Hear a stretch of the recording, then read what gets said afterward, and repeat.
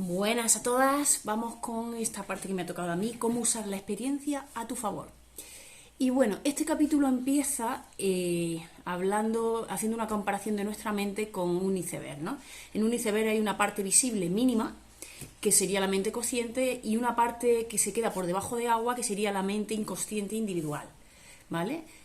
Creemos que estamos gobernados por esa parte consciente, que es alrededor de un 5%, pero realmente es esa parte de ese 95% aproximadamente inconsciente de donde surge todo, ¿no? Nos pone el ejemplo de la música, ¿no? La música que nos gusta, pensamos que nos gusta porque la hemos decidido o elegido nosotros. Sin embargo, hay toda una serie de entramados debajo de ese gusto consciente que es el que ha determinado que nos guste esa música y no otra. Pues la necesidad de pertenencia a un grupo, el querer reafirmar tu identidad en una determinada manera y no en otra, etcétera, etcétera, ¿no? Que está todo en la mente subconsciente. Pero además nos habla de una mente inconsciente colectiva, que sería el agua que hay entre los distintos icebergs que puedan estar ahí en mitad de los océanos, ¿no?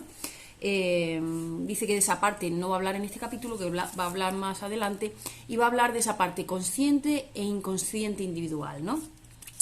Dice que, bueno, ya como dice el curso Milagros, cada vez que compartimos un pensamiento lo estamos reforzando en nuestro interior, ¿no? Dice que son nuestros pensamientos los que crean la realidad y no lo que cree la mayoría de la gente, que es al contrario, que es la realidad la que determina lo que pensamos, ¿no? Dice que esto es como una piedra angular que le da un cambio de sentido a todo y que cuando empecemos a comprender esto podremos empezar a invertir nuestro sistema de pensamiento. Dice que los pensamientos no solo se comparten a través de las palabras, que esa es solo una de las vías por las que se pueden compartir, sino que se pueden compartir se pueden reafirmar a través de otras vías, ¿no? Fundamentalmente aquí se basa en las experiencias. Cada vez que vivimos algo, experimentamos algo o pensamos algo, estamos reforzando nuestro sistema de creencias que tenemos en nuestro interior. Y pone varios ejemplos, ¿no? La persona que constantemente lo multan es porque tiene un sistema de creencias que a lo mejor tiene que reafirmar la idea de injusticia, de castigo, ¿no? Por algo que haya vivido, por lo que sea, ¿no? O la persona que va de trabajo en trabajo, pues a lo mejor tiene la creencia de que es incapaz de mantenerse en un puesto de trabajo o en su vida en general, y por eso cambia constantemente de trabajo en trabajo para reforzar esa creencia que tiene previamente, ¿no? O la persona que tiene muchas relaciones y todas las parejas terminan dejándolo, pues posiblemente también sea por esa identidad de que no es capaz de mantener la relación o cualquier otra creencia, ¿no? Lo que nos viene a decirnos es que usamos sin darnos cuenta la experiencia que vivimos para reafirmar nuestro sistema de creencias, ¿no? Y no podemos dejar de hacerlo mientras que no lo hagamos consciente, ¿no? En definitiva, nos vuelve a repetir que siempre decidimos entre la debilidad o entre la fortaleza, ¿no? Y cuando hay un conflicto interior y se repiten mucho este tipo de escenarios donde siempre pasa lo mismo y no es nada agradable, significa que tenemos ese conflicto y que estamos eligiendo desde la debilidad, desde el miedo, ¿no? Nos pone también el ejemplo de la persona que tiene ansiedad, ¿no? Que es el miedo al futuro, o la persona que tiene depresión, que es la obsesión por el apego al pasado. Dice que debemos soltar tanto el futuro y el pasado porque la única felicidad se encuentra en el presente, ¿no? Y no puedes estar en el presente si estás aferrado tanto al pasado o al futuro, ¿no? En el presente está la felicidad, está el equilibrio y está la vida.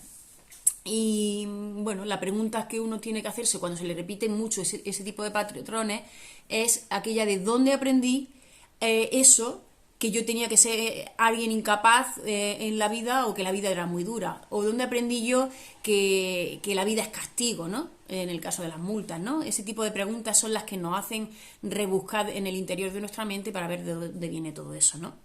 Y dice que la mente siempre tiene la cualidad de que nos contesta a todo lo que le preguntemos, ¿no?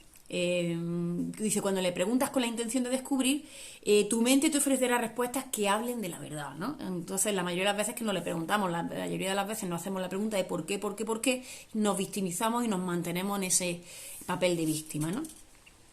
Dice, verás aquello que desees ver. Si quieres ver la verdad en ti, la verás. Entonces, se trata de identificar a través de todas esas experiencias que se nos repiten una y otra vez qué tienen en común hasta detectar la creencia y saber de dónde nos viene, ¿no? Y cuando hacemos esto, nos damos cuenta que la creencia que tenemos es porque lo aprendimos en el pasado, ya sea la creencia de incapacidad o de injusticia o de lo que sea, ¿no? Y cuando cambias la causa, cuando cambia el pensamiento origen del que nace todo, puedes cambiar el comportamiento exterior, porque si no es imposible. Nos pone el ejemplo del fumador, esa persona que trata una y mil veces de cambiar el comportamiento exterior, de dejar de fumar o de cambiar el fumar por otro hábito como podría ser el deporte, pero mientras que no vayas a las causas, a las creencias que te generan ese hábito, es imposible transformarlo de forma exitosa, ¿no? Así que nos vuelvo a repetir para terminar el capítulo que nosotros creamos nuestro orden de realidad, y así lo dice el curso de milagros, y que un problema es simplemente un error de percepción que nace en el nivel de la mente, que pensamos que son cosas muy difíciles de resolver algunas veces, pero que no hay dificultad en los milagros, como dice el curso de milagros, porque simplemente es un error de percepción que se puede corregir.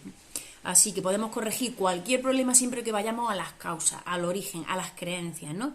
Y una vez corregido el error en la mente, también queda corregido en el mundo de los efectos. Entonces el comportamiento por sí solo se irá corrigiendo, ¿no? Así que este es el resumen de este capítulo, interesantísimo y básico, ¿no? Para comprender cómo se pueden resolver cualquier problema que tengamos, ¿no? Así que nada, lo dejo aquí y seguimos adelante. Hasta luego.